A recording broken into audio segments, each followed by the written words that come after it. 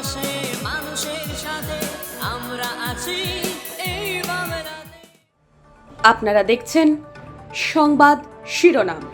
দেখলেন তো অনেক কিছু, এবার দেখুন নতুন কিছু। বাংলার ঐতিহ্যপূর্ণ জাতীয় কবাডি খেলা আজ বিলুপ্তির পথে।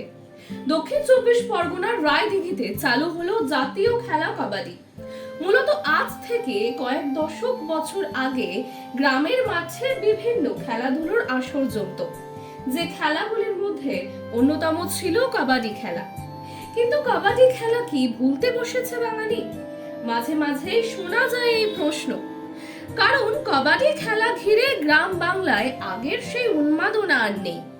অথচ খাতায় কলমে আমাদের জাতীয় খেলা কিন্তু কবাডি। গ্রামীণ ঐতিহ্যের এক সময়ের জনপ্রিয় খেলা কবাডি এখন অনেকটাই বিলুপ্তির পথে।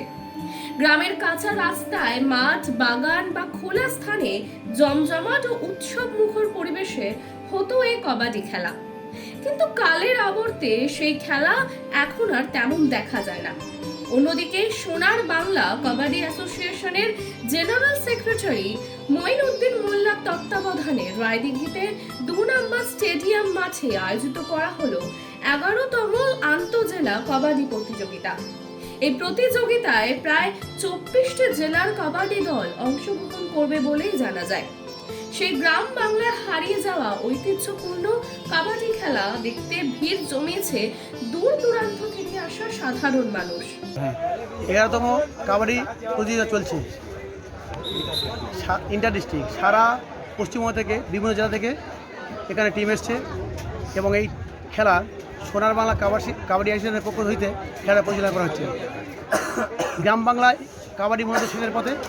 আমরা চাইছি আবার গ্রাম বাংলা থেকে কাবাডি টুর্নামেন্ট করে এখান থেকে ভালো ভালো ছেলে যাতে করে দেশ বিদেশে খেলে যায় সেই ব্যবস্থা চলছে। আমাদের টিমে মূলত 3টে টপ প্লেয়ার আছে যারা ন্যাশনাল খেলছে, যেমন চিরঞ্জিত মণ্ডল, শাকির হোসেন লস্কর এবং সৌরভ মুন্ডা, উজ্জ্বল প্রতিভা। এরা কত সিজনে ন্যাশনাল করে এসছে। আমি চাই আরও এখান থেকে আরও ভালো ভালো প্লেয়ার ন্যাশনাল খেলে, এটাই মূলত উদ্দেশ্য। মূলত আর্থিক প্রতিকূলতার মধ্য দিয়ে আমাদের চলতে হয়। বেশিরভাগ ক্ষেত্রে গ্রামের ছেলেরা খুব আমরা অভাবনার মধ্যে থাকি।